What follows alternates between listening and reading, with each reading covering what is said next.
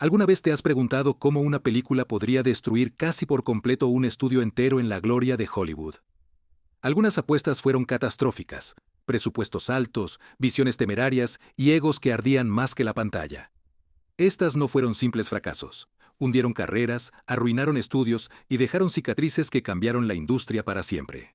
Aquí están, de verdad, 12 desastres del cine que casi lo terminaron todo. 12. Heaven's Gate, 1980. Cuando United Artists apostó todo al sueño del director Michael Cimino, creyó que realmente financiaba la próxima obra maestra tras El Cazador. Lo obtenido fue una pesadilla que consumió al estudio entero. Heaven's Gate iba a redefinirlo. El Samino occidental imaginó una epopeya de lucha de clases en el siglo XIX. Wyoming se describe por paisajes y un detalle interminable. Ese perfeccionismo fue su maldición, y la producción se descontroló. Cimino reconstruyó pueblos enteros solo para derribarlos para la luz adecuada. El ganado murió en el rodaje. Los extras esperaron días. El director exigía clima nuevo. El presupuesto se disparó de 11 millones a 40 millones de dólares. Cada retraso llevó a United Artists al borde. Cuando se estrenó, la crítica vapuleó. Los críticos calificaron inflada e incoherente. La noche de estreno fue desastrosa. UA la sacó. En una semana, para fin de año, United Artists perdió su independencia. El estudio, creador de Rocky y Alguien, fue luego vendido a MGM. Después, cinéfilos realmente redescubrieron La Puerta del Cielo como obra maestra incomprendida. Su montaje recibió admiración por su belleza inquietante. El daño ya estaba hecho. La carrera de Eno nunca se recuperó. Heaven's Gate se convirtió en la advertencia de la industria sobre la ambición descontrolada. Fue la película que mató el sueño setentero de la libertad de autor y dio paso a la era de control de los estudios. Número 11. Cleopatra, 1963. 20th Century Fox pensó que estaba haciendo historia. En su lugar, casi se declaró en quiebra. Cleopatra fue la película más cara de su tiempo histórico. Espectáculo de 4 horas de esplendor egipcio, con Elizabeth Taylor y Richard Burton. Comenzó como un simple proyecto de prestigio, pero pronto surgió un torbellino de ego y gasto desmedido. La producción inició en Londres, pero la lluvia arruinó decorados, obligando a trasladarse a Roma. Se desmantelaron decorados, costaron millones. Elizabeth Taylor enfermó gravemente, deteniendo producción. Durante meses, la prensa olió sangre al iniciar un romance con Burton. Tabloides estallaron. Grupos religiosos llamaron a boicots. El estudio trató de venderlo como publicidad. Reinó el pánico. Ejecutivos calcularon que Cleopatra ganaría más que cualquier película de la historia para recuperar la inversión. Los costos superaron 44 millones de dólares, equivalente a más de 300 millones hoy. Directivos fueron despedidos. Fox vendió terrenos en Los Ángeles para mantenerse a flote. Cuando Cleopatra se estrenó, el público quedó asombrado, pero exhausto. El exceso de la película marcó su caída. Generó dinero, pero no alcanzó para cubrir deudas. Fox sobrevivió cortando casi todas las producciones. Durante años, Cleopatra fue símbolo de arrogancia de Hollywood, señal grabada en oro. Es belleza extraña, a la vez gloriosa y trágica. La película que coronó a Elizabeth Taylor, una reina, y casi convirtió a 20th Century Fox en ruinas. Número 10. Cutthroat Island, 1995. Antes de que Piratas del Caribe hiciera que la aventura con espadas volviera a estar de moda. Una película de piratas enterró todo un estudio. Cutthroat Island estaba destinada a reavivar el género de aventuras, dirigida por Renny Harlin y protagonizada por Geena Davis. Prometía acción y un giro feminista a la piratería clásica. Pero lo que siguió fue mutilación cinematográfica. El guión cambiaba a diario, el barco se hundía. El equipo dejó la producción. Harlan y Davis estaban casados, pero su relación laboral se desmoronó. Los costos se dispararon a 100 millones de dólares, demasiado para Carolco. Reclamaciones de seguros se acumularon. Inversores huyeron deprisa. Cuando Cutthroat Island llegó por fin a los cines, estaba muerto al llegar. Los chistes fueron planos. El público se ausentó ya. Críticos lo destrozaron. Lo calificaron triste y grandilocuente. Apenas ganó 10 millones mundialmente. De la noche a la mañana, Carolco Pictures, empresa que dio Terminator 2 y Desafío Total, cayó en bancarrota. Durante años, Hollywood trató las películas de piratas como veneno. Los estudios evitaron el género por miedo a otro naufragio. Solo a principios de los 2000, Disney se atrevió a intentarlo. Con el encanto de Ron de Jack Sparrow, Cutthroat Island es recordada como la última toma de una era, un fracaso que hundió a un estudio y enseñó a los cineastas que ningún tesoro vale sublevarse contra el sentido común. Número 9. Las aventuras del barón Munchausen.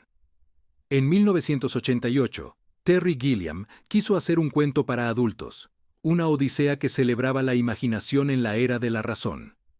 Lo que obtuvo fue una de las peores producciones del cine. Las aventuras del barón Awan fueron concebidas como fantasía que seguía a un noble excéntrico narrando hazañas imposibles por Europa devastada por la guerra. Pero tras el telón, reinaba el caos. El presupuesto subió de 23 millones a más de 46 en Italia. Las tormentas arruinaron los sets y los disfraces. Las cuadrillas hicieron huelga por salarios impagados.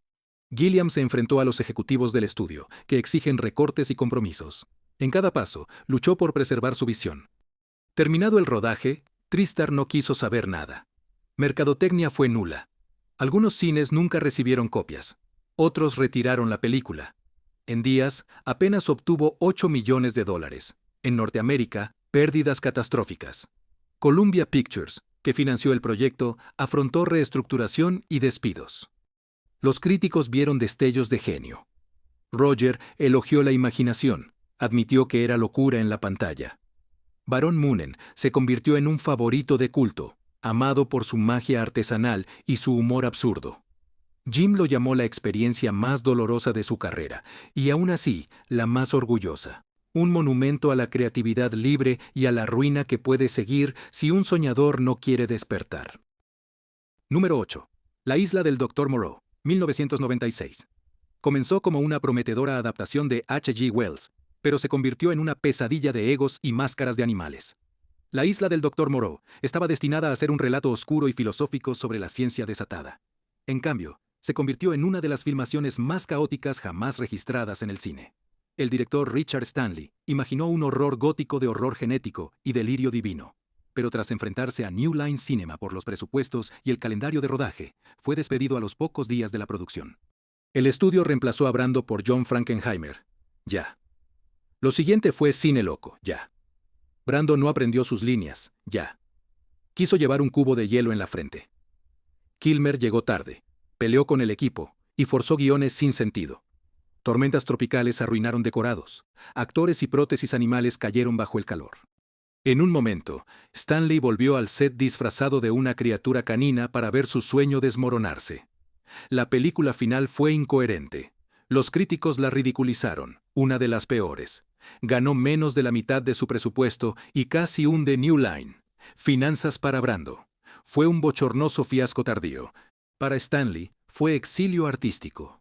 Con el tiempo, la leyenda de su desastre se convirtió en su propio mito. Los documentales ahora registran su locura. La isla del Dr. Moreau no perdura como un cine, sino como un folclore de advertencias sobre el caos disfrazado de creatividad. Número 7. El llanero solitario.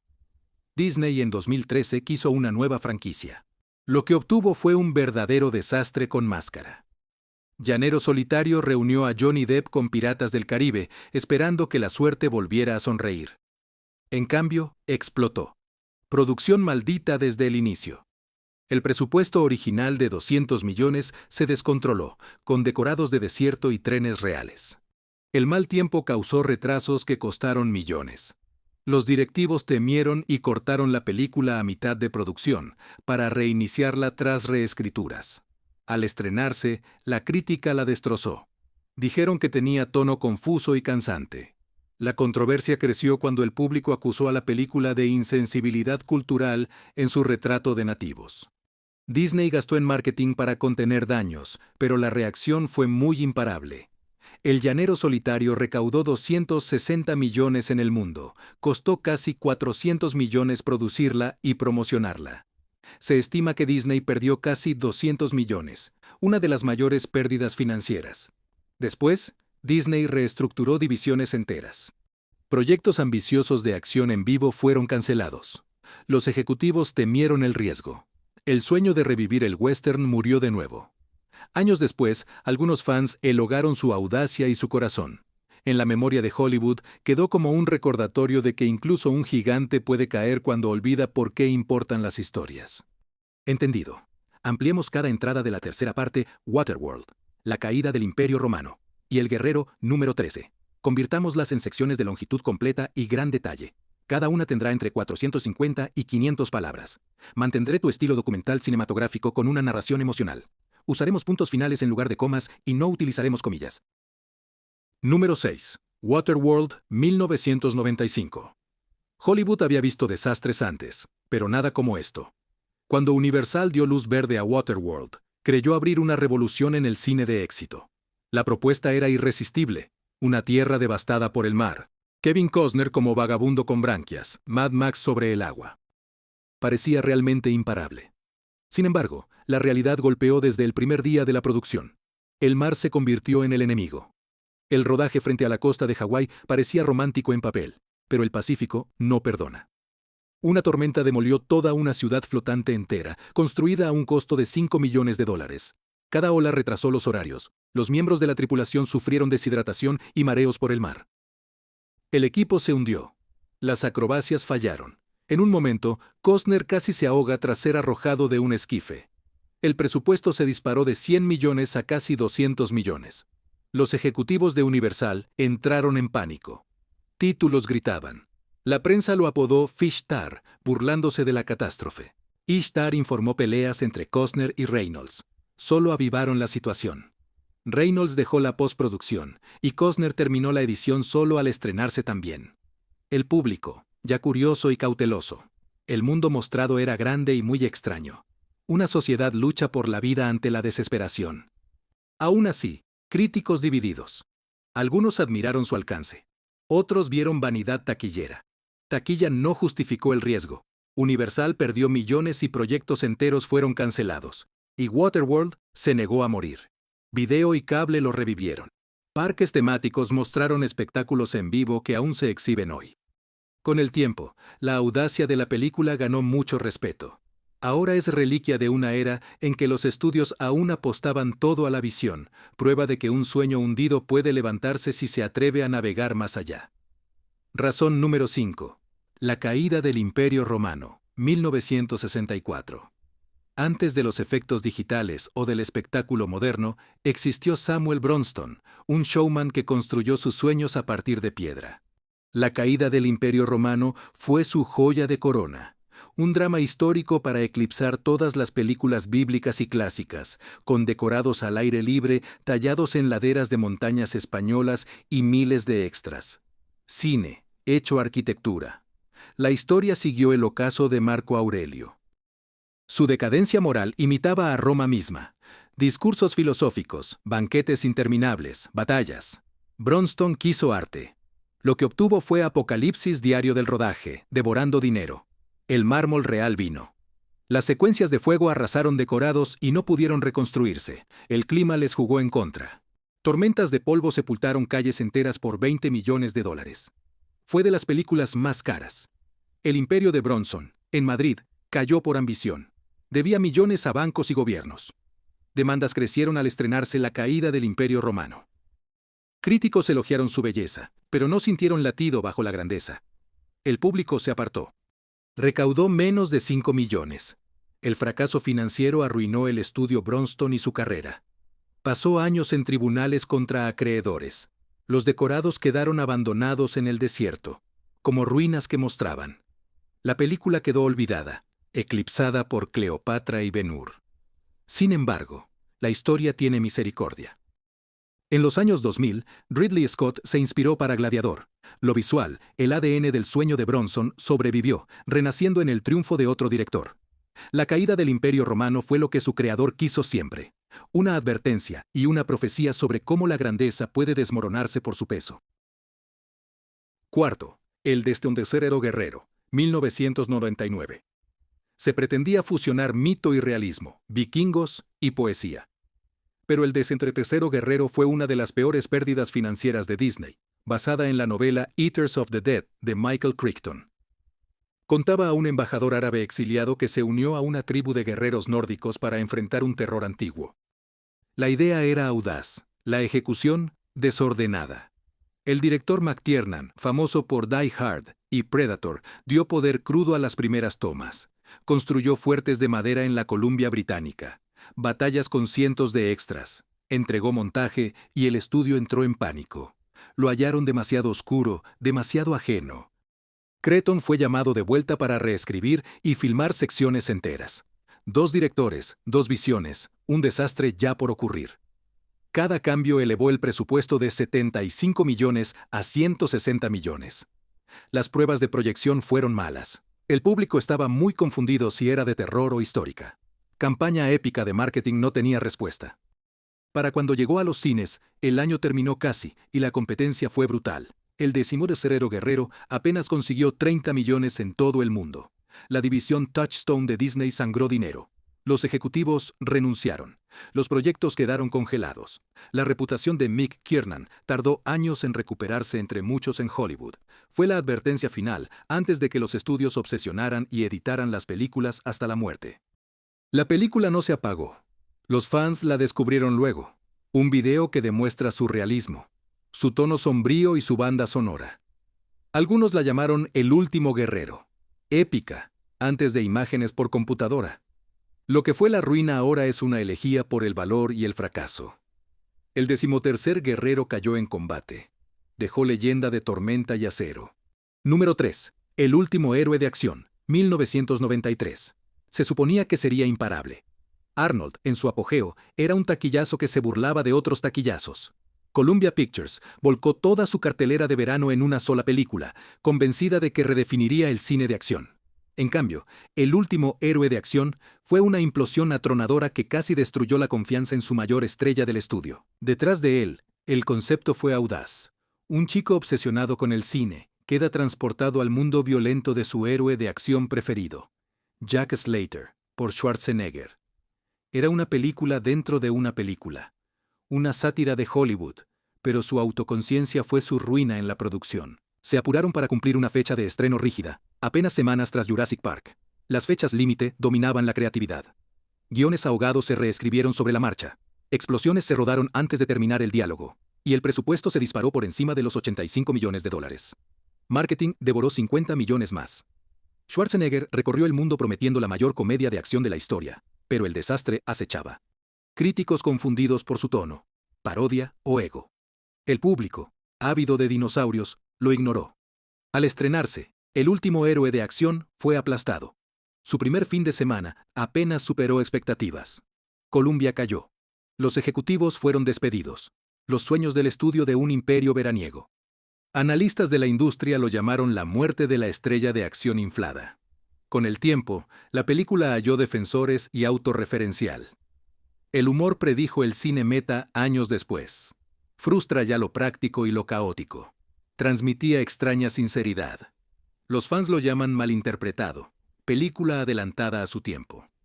Aún así, las cicatrices que dejó en Columbia eran profundas. El último héroe de acción demostró que incluso el icono más poderoso puede caer si el espejo que mira Hollywood refleja verdad. En 2002, Pluto Nash tuvo sus aventuras. Nadie en Hollywood entendió cómo ocurrió. Una comedia de ciencia ficción con Eddie Murphy costó más de 100 millones y ganó menos de 10. Pluto. Nash fue uno de los fracasos de taquilla y casi terminó con divisiones enteras de Warner Brothers. Premisa. Playful Murphy, dueño de un club nocturno en la luna, luchaba contra gángsters en una colonia futura. Pero desde el primer día, nada funcionó. Los decorados parecían baratos pese al costo real. Los chistes no pegaron. Renunciaron los directores. Cambiaron los guiones. Audiencias de prueba miraron en silencio. Las regrabaciones duraron años. Cuando la película llegó a cines, el estudio ya había renunciado. El marketing fue recortado. Fechas cambiaron 5 veces. Al estreno a finales de verano hubo poca gente. Los críticos lo destrozaron. La prensa de Nueva York lo llamó desastre en gravedad cero. El daño a Warner Brothers fue grave. Ejecutivos que aprobaron el proyecto. Las comedias de ciencia ficción planeadas fueron canceladas. Pagos de seguros apenas cubrieron pérdidas. La carrera de Murphy se truncó. No se recuperó por completo hasta años después, con Dreamgirls. Y, de modo extraño, Pluto Nash se convirtió en mito de advertencia para Hollywood. Su fracaso llevó a reconsiderar cómo daban luz verde a comedias grandes. Para muchos cineastas, recuerda que el espectáculo no vale sin alma. La luna sigue árida en la película y la risa se apagó ya en cada sala. Pluto Nash no fue solo un fracaso, fue un fantasma orbitando los restos de su propia ambición. Número 1. John Carter, de Disney en 2012, soñó crear una leyenda. John Carter debía competir con Star Wars y Avatar, una epopeya nacida de Burroughs, relatos pulp de hace un siglo. En cambio, se convirtió en uno de los fracasos más costosos de la historia de los estudios. El director Andrew Stanton, de Pixar, trabajó en Nemo y Wall-E y creyó poder fusionar el corazón de la animación con la grandeza de la acción en vivo. Pero su exigencia llevó a rehacer escenas. Los efectos visuales se ajustaron sin fin. El presupuesto superó los $350 millones y otros 100 millones se destinaron al marketing. Luego llegó el colapso de la mercadotecnia. Disney quitó a Marte del título, temiendo que el público rechazara la ciencia ficción. Los carteles mostraban solo a un hombre en el desierto. Ni alienígenas, ni aventuras, ni contexto. El público no sabía lo que vendían. Cuando se estrenó, críticos lo llamaron hermoso pero hueco. Ganó menos de la mitad del costo. Disney perdió $200 millones. Fue su peor momento. Planes para secuelas murieron de noche a la mañana. Se reemplazaron ejecutivos y el estudio viró a franquicias seguras, como Marvel y Star Wars. Mensaje claro. Nunca más arriesgar tanto por un sueño de director. Con el tiempo su fracaso bajó. Aficionados elogiaron su sinceridad, su asombro retro, su héroe trágico perdido entre mundos. Lo que antes simbolizaba el desastre, ahora es el último aliento de un Hollywood que se atrevía a soñar. John Carter no fue solo fracaso de taquilla. Marcó el fin de una era cuando la aventura creía en el poder de los sueños. 12 largometrajes, 12 colapsos, cada uno un monumento solemne a la ambición que choca con la cruda realidad. Hollywood aún teme estos fantasmas. Tras cada fracaso, hay un desafío. ¿Cuál de estos desastres amas secretamente a pesar de los escombros, muy en secreto? Dínoslo en los comentarios, dale like, suscríbete y que lo real siga girando hacia la locura.